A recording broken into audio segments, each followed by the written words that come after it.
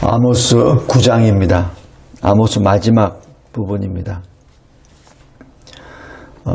9장 1절부터 10절까지는 계속해서 이 이스라엘의 이 멸망, 심판에 대해서 말씀을 쭉 주시다가 이 마지막 5번째 이 말씀을 주시고, 그다음에 11절부터는 이스라엘의 회복에 대해서 말씀을 주십니다. 먼저 하나님은 공의의 하나님이시며 동시에 사랑의 하나님이십니다. 그래서 사랑의 하나님이 자기 백성을 구원하실 때 반드시 악인을 심판하십니다. 하나님은 결코 악을 포용하거나 악을 덮어두시는 분이 아닙니다. 악에 대해서는 분명히 보응하시고, 그리고 그 하나님은 전지전능하시기에 하나님의 심판에는 예외가 있을 수 없습니다. 그런데 그 하나님은 사랑의 하나님이시기에 하나님이 택하시고 구원하시는 남은 자, 바로 이 세상 가운데 구원받기로 작정된 그 남은 자를 회복시켜 주시고 그리스도로 인하여 그 구속을 성취, 그리고 마지막 때에는 완성을 하십니다. 여기서 남은 자란 무엇을 말합니까? 어린 양이 어디로 인도하든지 따라가는 자들입니다. 하나님의 계명을 지키고 예수의 증거를 가진 자입니다. 늘 주님께 속하고 주님과 함께 동행하는 자들입니다.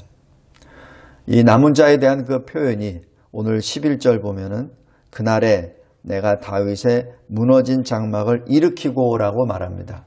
무너진 장막을 일으킨다는 그 자체가 다시 회복시킨다는 것이요, 회복시키는 대상이 남은 자라는 것을 의미합니다. 그렇다면 하나님께서 우리에게 열어주신 구원의 길이 무엇입니까?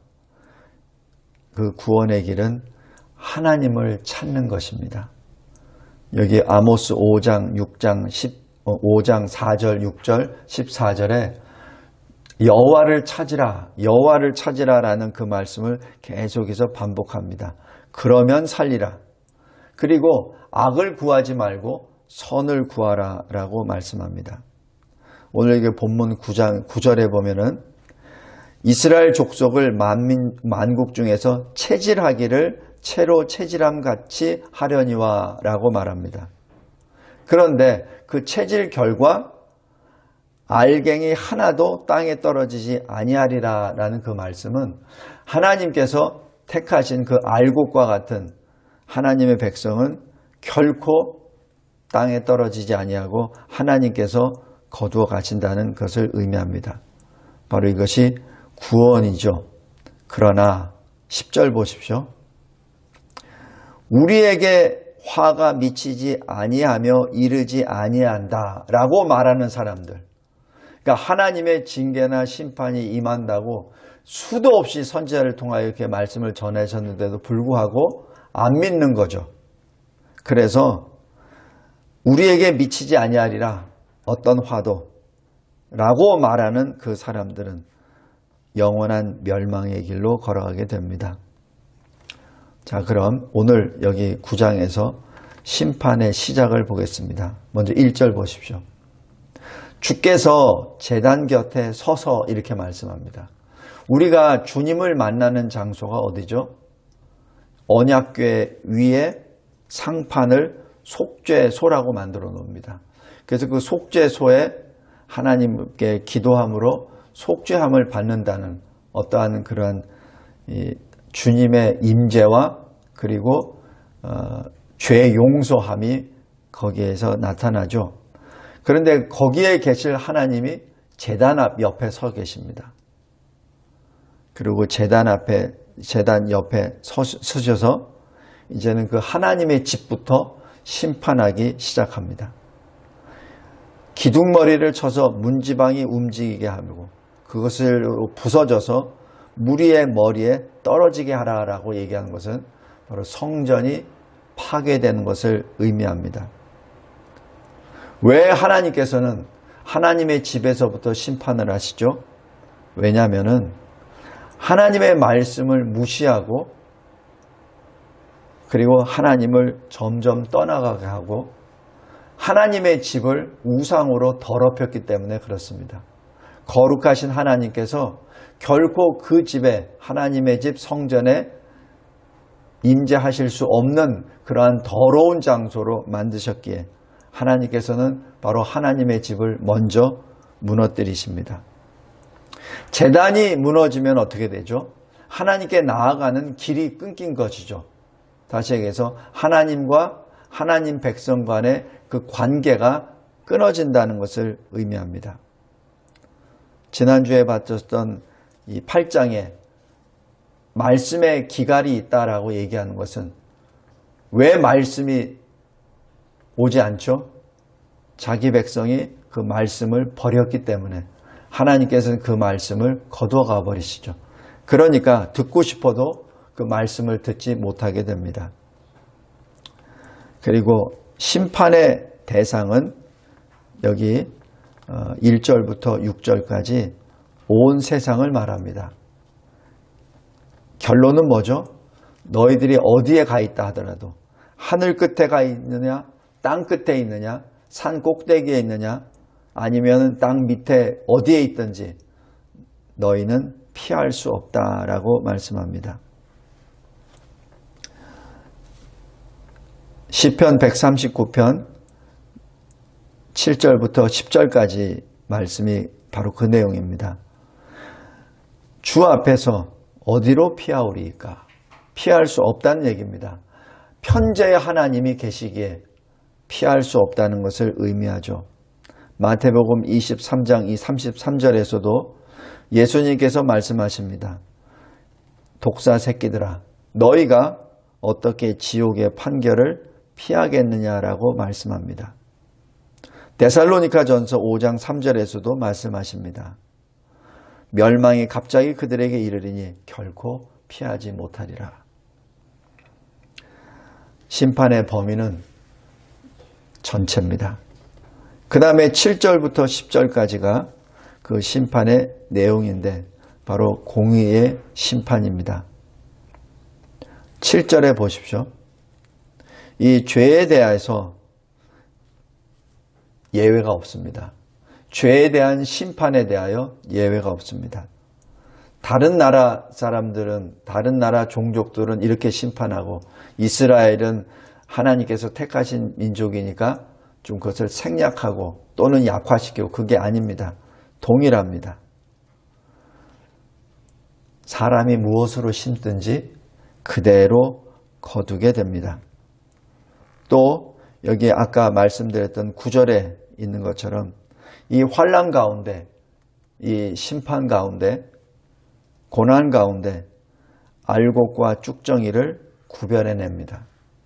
알곡은 뭐죠? 하나님의 말씀대로 하나님 앞에서 사는 자요. 쭉정이는 뭡니까? 말씀을 거역하죠. 형태상으로는 교회 안에 있지만은 실질적으로는 말씀에 순종 안 합니다. 그래서 여기 9절에서 쭉정이가 아니라 한 알갱이도 땅에 떨어지지 아니하리라 라고 말씀하는 것이 바로 말씀 순종하는 주의 사람들을 말합니다. 성도 여러분, 하나님께서는 왜 이렇게 계속해서 말씀을 주십니까? 말씀을 주실 때 심판의 말씀도 주시고 회복의 말씀도 주십니다. 이 얘기는 하나님은 하나님의 백성이, 아니 모든 사람들이 회개하여 생명을 얻기를 원하십니다. 그것이 사도행전 2장 21절, 디모데전서 2장 4절, 그리고 베드로후서 3장 9절입니다. 아무도 멸망하지 아니하고 생명에 이르는 회개에 이르기를 원하는 것이 하나님의 마음입니다. 그래서 이 멸망당하기 직전에 이 이스라엘에게 그런 말씀을 주시죠. 그리고 이제 11절부터 15절까지 하나님께서는 그 이스라엘의 회복에 대하여 또 말씀하십니다. 11절 12절 그날에 내가 다윗의 무너진 장막을 일으키고 틈을 막으며 허물어진 것을 일으켜서 옛적과 같이 세우고, 이 주어가 뭐죠? 내가입니다. 바로 여호와이죠. 하나님이 절대 주권으로 다시 일으키시고 막고 또 일으키고 세운다는 그 뜻입니다. 하나님께서 비록 자기 백성이 패역함으로 인하여 그 땅을 들어서 그 자기 백성들을 던져버리시죠. 흩어버리십니다. 이방 땅에.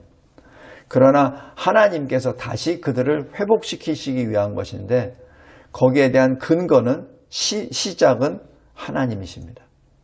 그들이 어떻게 뭘 잘해서가 돌아온 것이 아니고, 그들이 무엇을 능력을 입어서 온 것이 아니라 하나님의 절대 주권으로 그들을 다시 복귀시키고 회복시킨다는 그 말씀입니다. 에베소서 3장 6절에 이렇게 기록합니다.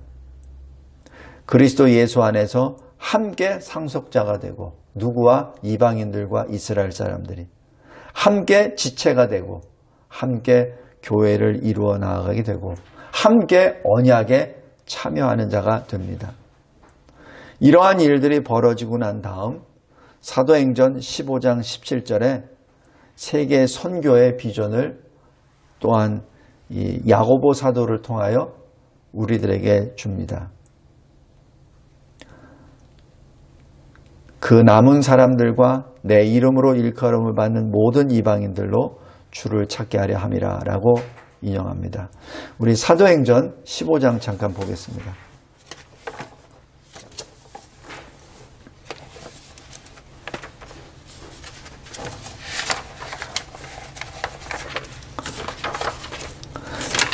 이 사도행전 15장에는 예루살렘에서 첫 번째 공의회가 일어났는데, 이 공의회 때 이방인들에게 어떻게 복음을 전해야 되느냐, 모세의 율법과 이 복음에 대해서 어떻게 해야 되느냐라는 어떤 변론과 다툼이 일어났죠. 그래서 유대로부터 이 그리스도인이 되었지만 아직 완전히 그리스도인이 되지 못한 사람들이 모세의 율법을 지켜야 된다. 이방인들도. 그래야 구원을 받을 수 있다는 그런 주장을 하게 되죠. 그러나 바울과 바나바는 자신들의 1차 선교 사역을 통하여 하나님께서 열어주신 그 구원의 역사, 선교의 역사를 보고하면서 아니다. 오직 믿음으로 말미암아 구원을 얻는다는 것이 진리입니다라고 말을 합니다. 이럴 때 야고보 사도가 일어나서 이렇게 말씀합니다. 그것이 16절, 17절입니다. 이후에 내가 돌아와서 다윗의 무너진 장막을 다시 지으며 그 허물어진 것을 다시 지어 일으키리니, 바로 이 아모스, 아까 우리 읽었던 9장에는 그 내용이죠. 이는 그 남은 사람들과 내 이름으로 일컬음을 받는 모든 이방인들로 주를 찾게 하려 함이라 라고 그렇게 해석해 줍니다. 오늘 여기 아모스 9장에 나온 이 말씀을 가지고 야고보 사도가 예루살렘 회의에서 결론을 내리십니다. 성도 여러분, 예루살렘의 이 회복, 이스라엘의 회복은 단순히 이스라엘 민족만의 회복이 아니라 세계 선교의 사명이기도 합니다. 그래서 여기에 그 남은 사람들이라는 표현이 나옵니다. 다음에 13절부터 여기 15절까지 보면은 하나님께서 어떻게 부어주십니까? 하나님이 부어주시는 그 복은 영육 간의 부요함입니다. 여기 13절 잘 보세요. 보라, 날이 이를지라 그때 파종하는 자가, 그러니까 씨 뿌리는 자가 추수하는 자의 뒤를 이은다고 합니다. 그러니까 추수할 때 씨를 또 뿌립니다. 그러니까 뭐 이 땅이 쉬고 할 때가 아니라 계속해서 곡식이 나온다는 풍요를 나타내는 것이죠. 포도를 밟는 자가 씨 뿌리는 자의 뒤를 이어갑니다. 그러니까 씨를 뿌리면서 포도는 또 밟고, 그러니까 이 포도가 얼마나 빠른 속도로 그 이 엄청난 양으로 포도가 생산된다는 것이죠. 그래서 산들은 단 포도주가 넘치고 작은 산들은 노구리라 하는 얘기는 양과 염소의 젖이 너무 많아서 풍묘한다는 것을 의미합니다. 하나님이 다시 세우시는, 다시 재기를 하셔서 회복시키는 그 땅은 이렇게 풍성한 땅이라는 것을 말합니다. 그리고 14절, 하나님이 자기 백성 이스라엘을 사로잡힌 것을 다시 돌이켜서 황폐한 성읍을 건축하고 거주하며 포도원을 가꾸고 과원을 만들고 그리고 그 열매를 먹을 것이다 라고 약속해 주십니다. 그리고 15절, 주님이 또 말씀하십니다. 내가 그들을 그들의 땅에 심으리라. 그들이 내가 준 땅에서 다시 뽑히지 아니하리라. 내 하나님 여호와의 말씀이니라 라고 말씀합니다. 지금 하나님께서 자기 백성을 다시 그 땅에다 심겠다는 얘기죠. 그리고 다시는 뽑히지 않게 하리라라는 말씀입니다. 여기 우리 시편 1편 한번 보시기 바랍니다.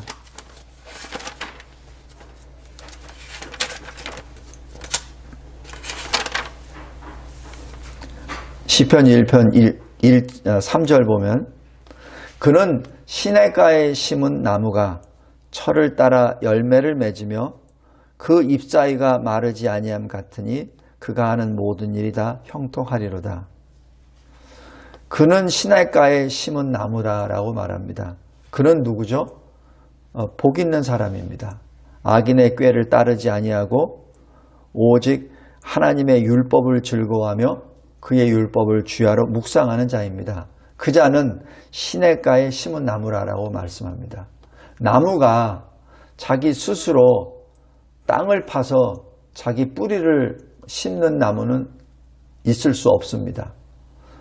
나무가 시냇가에 심겨진 것은 심겨진 것이지 자기가 심은 게 아니에요. 누군가에 의하여 그 나무는 그 시냇가에 심겨졌죠. 그 심겨졌기에 그 물을 받아서 이렇게 철 따라 열매를 맺고 잎사귀가 마르지 않게 됩니다. 바로 이 표현과 똑같습니다. 여기 아모스 9장 15절에 내가 그들의 땅에 심으리라. 하나님의 역사입니다. 이스라엘이 뭘 잘해서 회복한다는 것이 아닙니다. 그리스도인들이 뭘 잘해서 형통하고 뭘 복을 받는다는 것이 아니라 하나님이 주어가 돼서 하나님이 그들을 땅에 심는다는 얘기죠. 그런데 그 땅이 어디입니까? 잘 보십시오. 그들의 땅. 그들이 원래 하나님으로부터 받은 약속의 땅, 가나안 땅을 말하죠. 그런데 그 땅이 누가 주었죠? 내가 준 땅. 하나님께서 주신 그 땅입니다. 왜 이스라엘이 다 흩어졌죠? 이방족에. 왜냐하면 그 땅이 그 백성들을 뱉어냈기 때문에 그렇습니다. 왜? 더 이상 하나님이 기뻐하시는 땅이 수용할 수 없을 정도로 더러워졌기 때문에 땅이 뱉어버립니다. 그래서 그들이 디아스포라가 된 것이죠. 그런데 하나님께서는 그들을 다시 불러내 주셔서 하나님이 주신 땅, 약속의 땅에 다시 심으시고 그래서 그 나무는 하나님의 백성은 뽑히지 아니하리라라는 그 말씀을 합니다. 성도 여러분, 말씀을 맺겠습니다. 교회는, 이 땅에 있는 교회는 세상의 빛이요 소금입니다. 그리고 이 땅에 있는 교회는, 지상교회는 완전한 교회가 아니라 불완전한 교회입니다. 이 땅의 교회는 전투하는 교회입니다. 늘 우리가 가진 믿음을 가지고 싸우는 교회죠. 그리고 그 교회는 오늘 여기 무너진 장막처럼 무너질 수도 있습니다. 그것이 이 지상교회입니다. 그런데 하나님께서는 이 지상교회 새로운 살 길을 십자가 대속의 역사로 열어주셨죠. 히브리서 10장 20절입니다. 이 살아나아가는 새로운 살 길을 받은 우리는 첫 번째, 하나님 앞에서 살아야 합니다. 이것이 코람데오의 신앙이죠.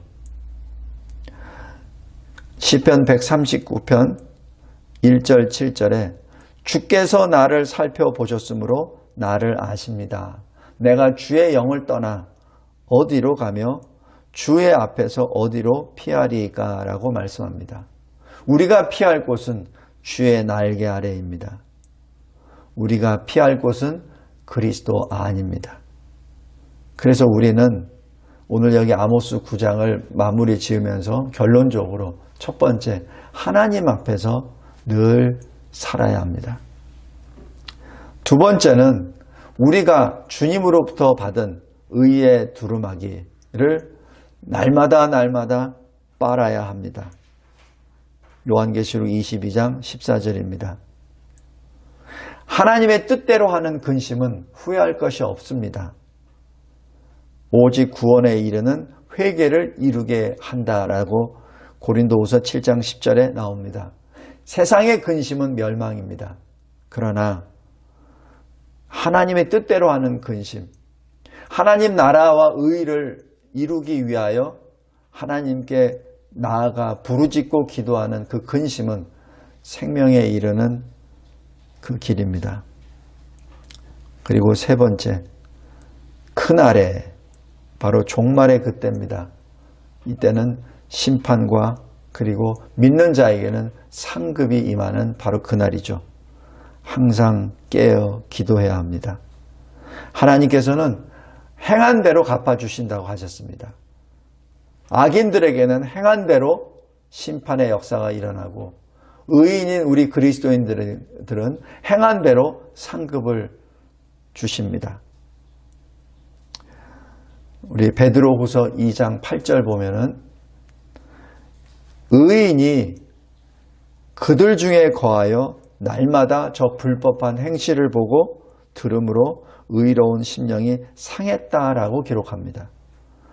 바로 그 의인이 롯입니다. 아브라함과 같이 동행하였고 하나님이 아브라함을 통하여 행하시는 일들을 다 보고 하나님께 예배를 드렸으나 아브라함과 함께 살기보다는 그래도 도시인 소돔을 원했고 그 소돔에서 잘 사는 듯 하였으나 롯도 압니다. 그 소돔이 얼마나 폐역한 성읍이란 걸 다 알아요. 그런데도 불구하고 그 성읍을 나오질 못합니다. 나중에 그 소돔 섬이 멸망할 때 그 직전까지도 머뭇거리며 나왔었던 사람이 롯이죠. 부끄러운 구원을 받았죠.